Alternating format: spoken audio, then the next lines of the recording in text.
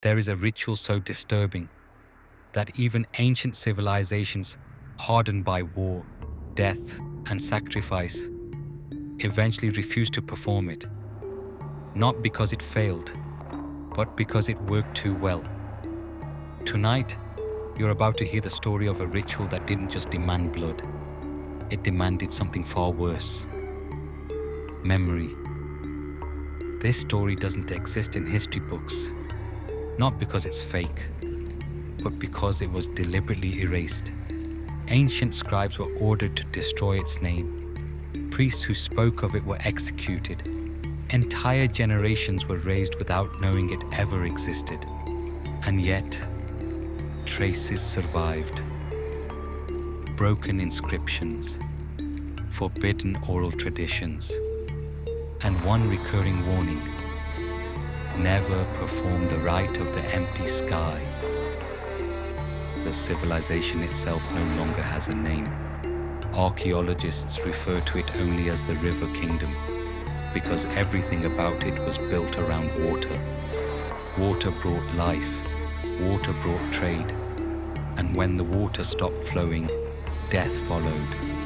Droughts lasted years, crops failed, children starved, and in desperation the people turned to the priesthood. The priests claimed the gods were angry, not angry enough to destroy them, but angry enough to watch them suffer. They promised salvation, but only if balance was restored. The ritual they proposed had never been performed before. It was not written. It was not spoken aloud. It was revealed, according to them, through dreams shared by all high priests on the same night. That alone terrified the people. But fear makes humans obedient. The victims were not prisoners. They were volunteers, chosen for their purity, their health, their loyalty to the gods. Families were told their children would become immortal, that their names would be sung forever. In truth, their names were never written down. The ritual took place once every generation, always at midnight, always during a sky with no stars. The victims were blindfolded, not to spare them fear, but to prevent them from recognizing each other. According to fragments found centuries later, the ritual was not meant to kill the body. It was meant to destroy the self. Victims were deprived of sleep for days, fed substances that erased memory and identity. By the time the final phase began, they no longer knew who they were, or why they were screaming. This is where the records stop. Not because the tablets were broken, but because the stone itself was scraped clean. One surviving line remains. When the final scream ended, the sky listened. Whatever happened next was considered so offensive, so blasphemous, that later generations believed even the gods turned away. For a time, it worked.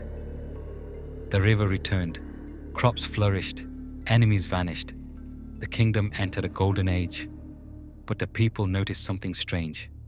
Children were born without emotion. Elders lost memories. Entire families vanished, not physically, but from history. It was as if the ritual hadn't just taken lives. It had taken remembrance itself. Terrified, the rulers ordered the ritual banned, its name destroyed, its priests executed. They believed forgetting it would end the curse.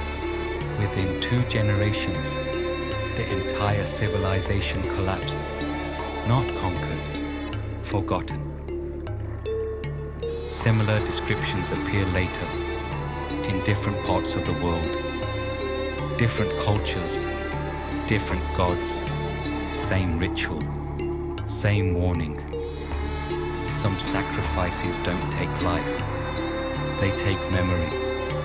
And once a civilization forgets who it is, it disappears. Welcome to Midnight Archives. If stories like this unsettle you, stay with you, and refuse to let you sleep, subscribe, because this archive is far from complete.